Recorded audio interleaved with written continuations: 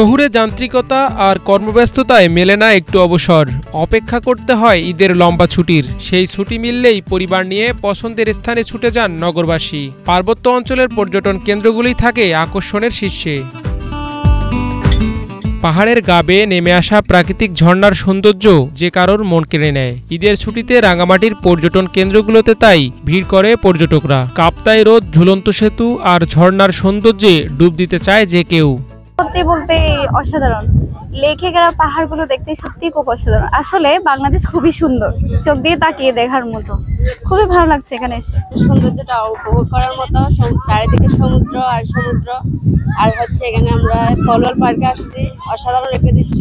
বড় ঝর্ণাতে গেলাম, ছোট ঝর্ণাতে গেলাম, তারপর একটা রেস্টুরেন্টে গেলাম, পাহাড়ে একটা রেস্টুরেন্ট, ওখান থেকে সোজা এখানে। আমার এখানে ঘুরতে খুবই ভালো লাগছে, এখানে সৌন্দর্য খুবই সুন্দর। ঈদের লম্বা ছুটিকে কেন্দ্র করে পর্যটক বরণে নতুন রূপে সেজেছে রাঙামাটির পর্যটন ও বিনোদন কেন্দ্রগুলো। টিকিট বিক্রি আমাদের মোটামুটি হচ্ছে। আশা করছি আগামী 2-1 দিনের মধ্যে আরো একটু বেশি হবে। আমাদের ফলওয়াল পার্কের মধ্যে বিভিন্ন রাইড আছে বাচ্চাদের জন্য, আবার কটেজ আছে, ভিআইপি কটেজ থেকে শুরু করে বিভিন্ন ক্যাটাগরির কটেজ আছে, আর সুইমিং পুল আছে আমাদের উন্নত মানের। বছরের অন্য সময়ের তুলনায় ঈদের ছুটিতে প্রতি বছরই পর্যটকদের আগমনে মুখরিত হয় রাঙামাটি।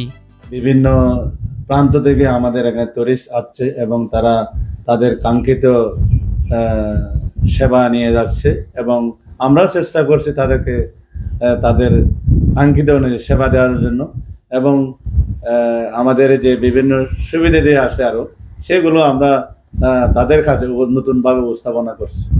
ঈদের ছুটির ন্যায় পুরো বছর জুড়ে পর্যটকদের ভালোবাসায় সিক্ত হবে রাঙামাটি, এমন প্রত্যাশা সংশ্লিষ্টদের। Bangla vision news desk.